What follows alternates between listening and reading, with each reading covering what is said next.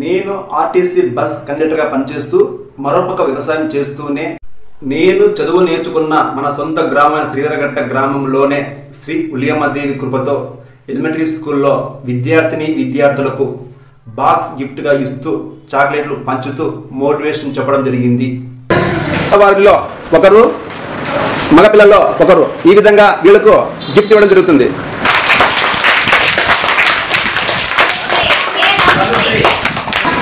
తీసుకోవాలా చేయడం చేస్తారా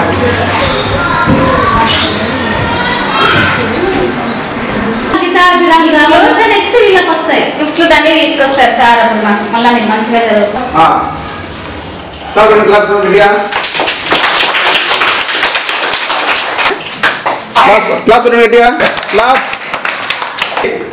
జస్ట్ ఇదే శాంపుల్ మాత్రమే. ఈ విధంగా మీరు కష్టపడితే దేవుడు గుర్తిస్తాడు. మీ పేరెంట్స్ నిజాయితీగా ఇక్కడ చేపిస్తారు. వాళ్ళు చేసి కరెక్టే. ఎందుకంటే ఇంతవరకు ఉద్యోగం వచ్చినాయంటే అది గవర్నమెంట్ స్కూల్ వల్లే. మన శ్రీధరగట్ట గ్రామంలోనే ప్రణీత మేడం గారి టీచర్, ఆమె గవర్నమెంట్ స్కూల్ చదివే ఇదే ఊరే. సురేఖ మేడం గారు ఆమె గవర్నమెంట్ టీచర్, ఆమె గవర్నమెంట్ స్కూల్ చదివే ఇదే ఊరే. బాలచంద్ర ఆయన గవర్నమెంట్ టీచర్ ఇదే ఊరే. శేషవలి ఆయన గవర్నమెంట్ ఉద్యోగం ఇచ్చింది ఇదే గ్రామంలో గవర్నమెంట్ స్కూలే అవునా కదా. శ్రీనివాసులు ఆయన ఆర్మీ, ఆయన గవర్నమెంట్ స్కూల్ ఇదే ఊరే అవునా కదా. ఇలా చెప్పడం చాలా మంది ఉన్నారు, వాళ్ళందరూ గవర్నమెంట్ స్కూలే. ఇలా గౌరీ మేడం ఉంది, గౌరీ ఆమె నర్సు, ఆమె కూడా గవర్నమెంట్ స్కూలే, గవర్నమెంట్ ఉద్యోగం. ఇక్కడ చెప్పుకుంటూ పోతే నేను నాది ఇదే ఊరే, గవర్నమెంట్ ఉద్యోగం ఆర్టీసీ. అంటే ఎవరైనా సరే మీరు చదివితే ఈ గవర్నమెంట్ చదివితే మాత్రమే ఉద్యోగాలు వస్తాయి పక్కా 100%. ఎందుకంటే మీరు చేసే ఖర్చు, మీరు చేసే చదువు ఇదంతా సమాజం సంబంధించింది, సమాజం నుంచి వచ్చిందే ఖర్చు ఇది. అంటే మీ పేరెంట్స్, మీ తాతలు, అవ్వలు, అమ్మలు అందరూ కూడా డబ్బులు పోగేసి ఎంతో కొంత దీన్ని గవర్నమెంట్ కట్టడం వల్ల ఆ గవర్నమెంట్ చదివిస్తూ ఉంది అలా కదా.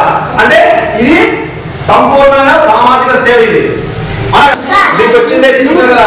వీళ్ళంతా కూడా ఇలాంటి పల్లెటూరులో ఉండే వాళ్ళే, గవర్నమెంట్ చదివిన వాళ్ళే, అర్థంగా వారు మీ మాత్రం ఉండేవాళ్ళే. కానీ మీలా కాకుండా హుషారు పడి ముందు జాగ్రత్త పడి కష్టపడి చదువుతున్నారు వాళ్ళు అప్పటి నుంచే.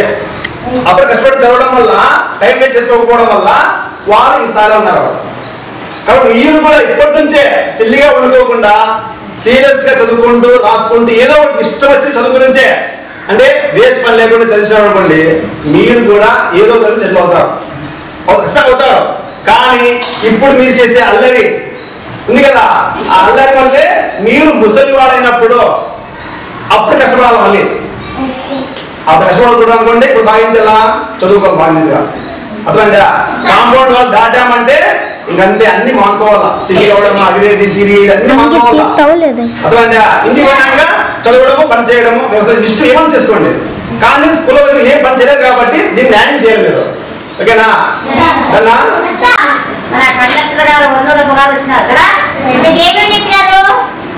స్కూల్కి ఎలా రావాలి, ఎందుకు వచ్చినాం, పర్పస్ ఏంటి, తల్లిదండ్రులు స్కూల్కి ఎందుకు పంపించినారు, ఎట్లా చదువుకోవాలా, మీరు ఎట్లా ఉన్నత స్థాయికి వెళ్ళాలా అని చెప్పినారు కదా.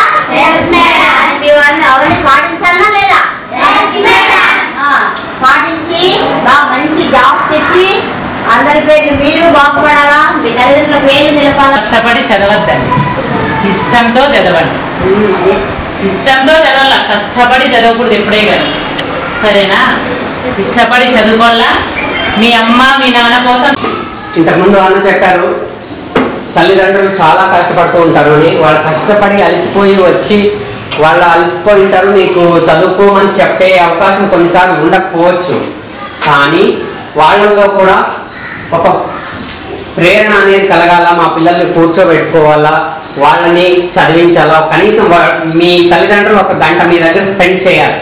స్పెండ్ చేసి స్కూల్లో ఏం చెప్పారు, ఏం హోంవర్క్ చెప్పినారు, ఈరోజు మీరేం రాసుకున్నారు, మీరేం నేర్చుకున్నారు అని అడగాలి. వాళ్ళు మీరు చెప్పాలి, ఆ హోంవర్క్లు చేయాలి, నేర్చుకురమ్మన్నా నేర్చుకొస్తూ ఉంటే అప్పుడు మీ అభివృద్ధి చాలా ఉన్నతంగా ఉంటుంది.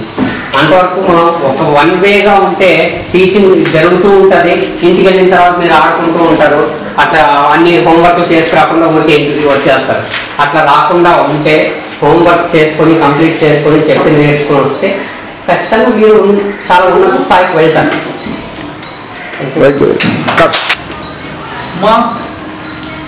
రోజు తల్లిదండ్రులు శ్రద్ధగా బడికి పంపిస్తున్నారు.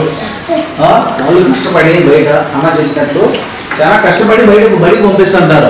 మీరు బాగా చదువుకోవాలా, శ్రద్ధగా చదువుకోవాలా. రోజు చెప్తుంటామో లేదా విషయము, రోజు వర్క్ బుక్స్ రాపిస్తుంటాం లేదా, రీడింగ్ చేపిస్తుంటాము. మరి మా వైపు నుంచి మేము అన్ని చేపిస్తున్నాము, మీ వైపు నుంచి మీరు కష్టపడాలా. చదివితేనే వచ్చేది. ఊరికే ఇక్కడ రాసుకొని బుక్స్ బ్యాగ్లో పెట్టుకొని ఇంటికి పోయి కడితే కాదు.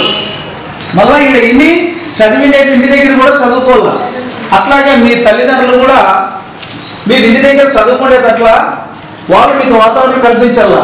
ఇంకా టీవీలు చూసేది తగ్గించాలా, సెల్ ఫోన్ చూసేది తగ్గించాలా. ప్రతిదీ సెల్ ఫోన్ చూస్తున్నారు ఈ మధ్య. సెల్ ఫోన్ చూడడం వల్ల మీకు అనారోగ్య సమస్యలు కూడా వస్తాయి. ఇంటికాడ తల్లిదండ్రులు కూడా కొద్దిగా